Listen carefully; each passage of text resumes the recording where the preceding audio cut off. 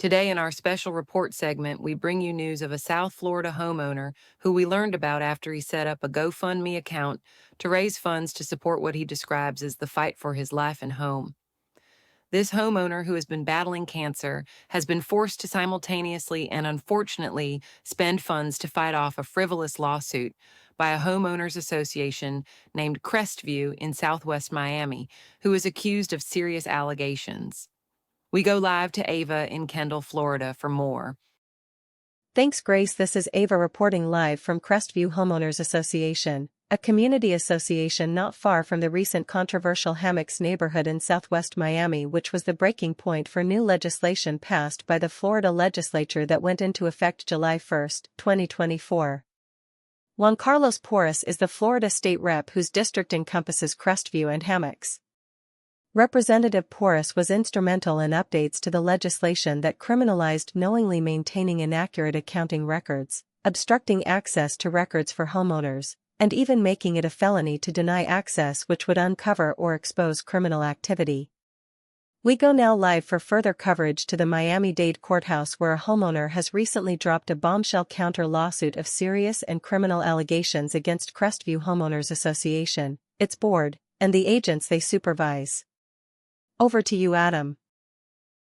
Thank you, Ava. Yes, in a recent court filing, a homeowner filed this extremely serious counter lawsuit as a legal defense to an initially fraudulent lien filed by the Crestview Homeowners Association.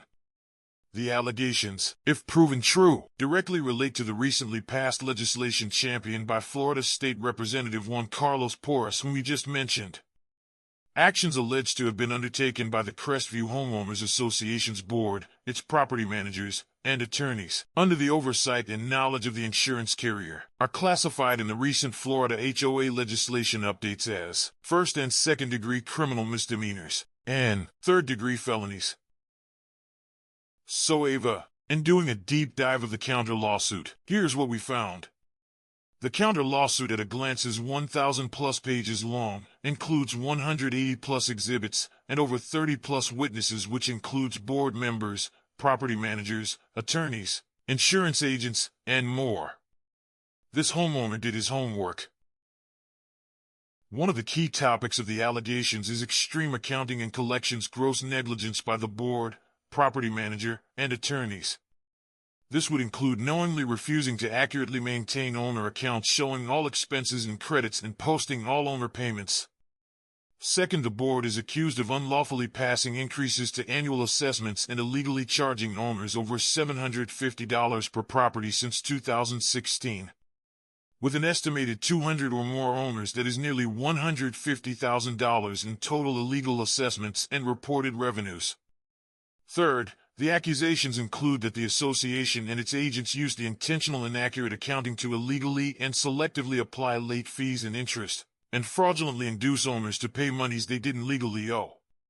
Last, more disturbingly, there are allegations that the association and its agents weaponized all of this to initiate fraudulent liens against at least 15 owners, asking for legal fees, interest, and other monies since 2016, inclusive of filing fraudulent foreclosure actions like in this particular case. These actions under the statutes can have serious criminal implications alone.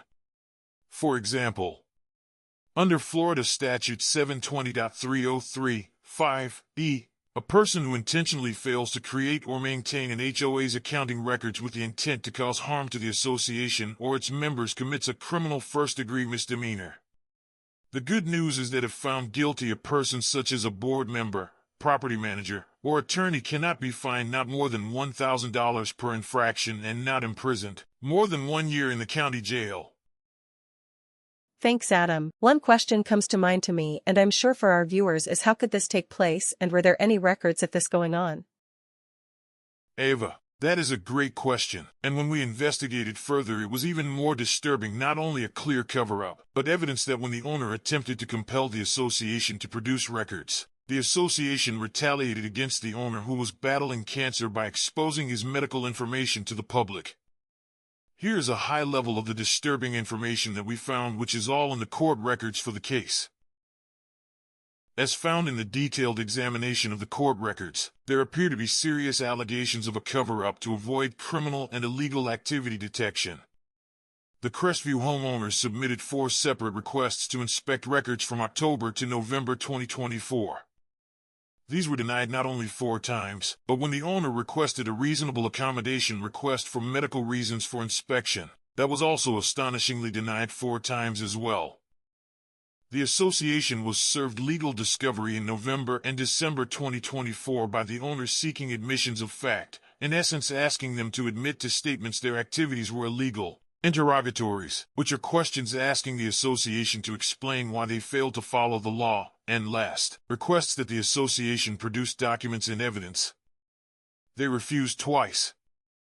Further, a large law firm started filing documents in the case with the court but refused to file a notice of appearance and refused to divulge who truly retained them, which had the effect of intimidating and harassing the owner. The most alarming discovery is that when the owner filed a motion to compel the association and its lawyers to provide the discovery, they retaliated against the unit owner by releasing his private medical information and battles with cancer in a court filing.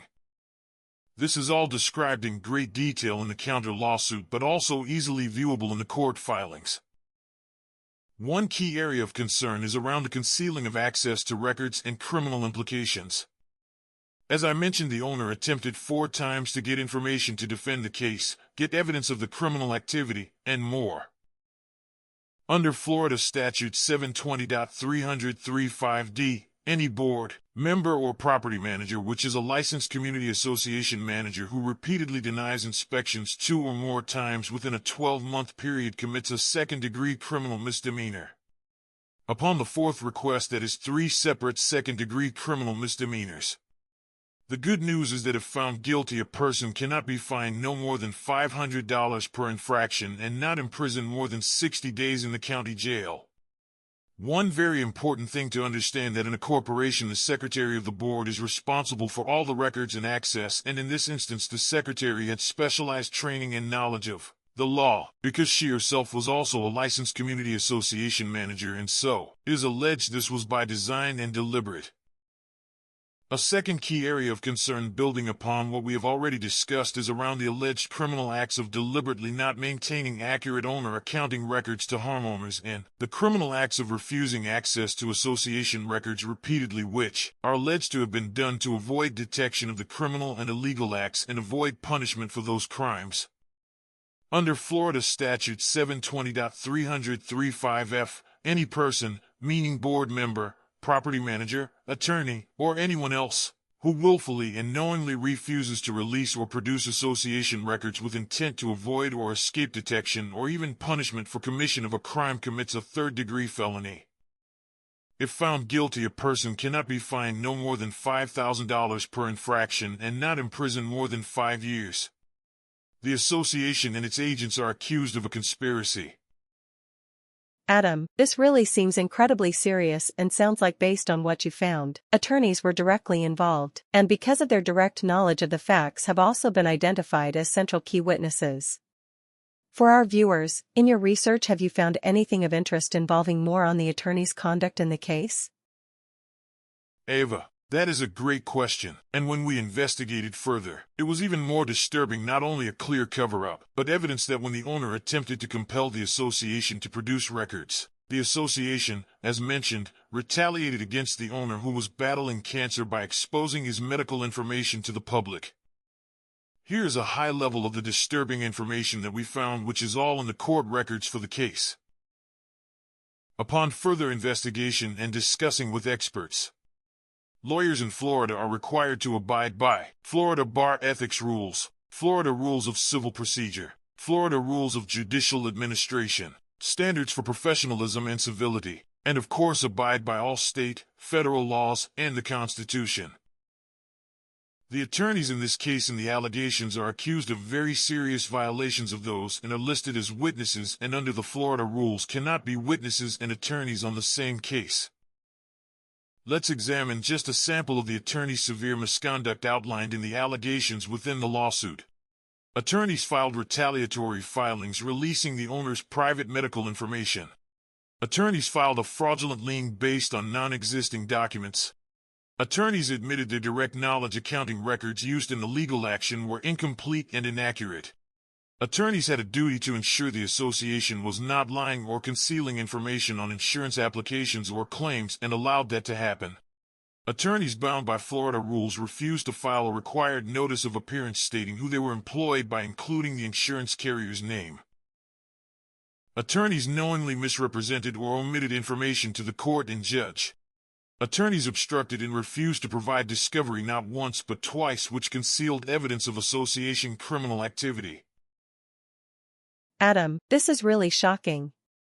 We also interviewed a local resident to get his reaction after he learned what the Crestview Homeowners Association and its attorneys had done to this brave homeowner.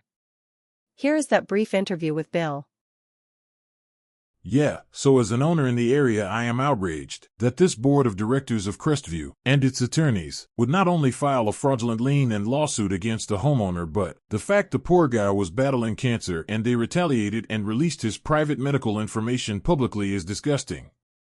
I'm also outraged if the association unlawfully collected nearly $1,000 in maintenance in the last 10 years from each of the owners, and owners deserve their money back.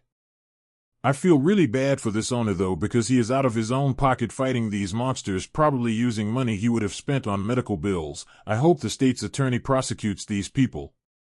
I hope the owner sets up a GoFundMe or something like that. I'd surely help, as I'm sure others would too. Fighting cancer and having to fight a frivolous lawsuit is more than I myself could handle. God bless this guy. I'll pray for him and help however I can, and I'll spread the word to others as well.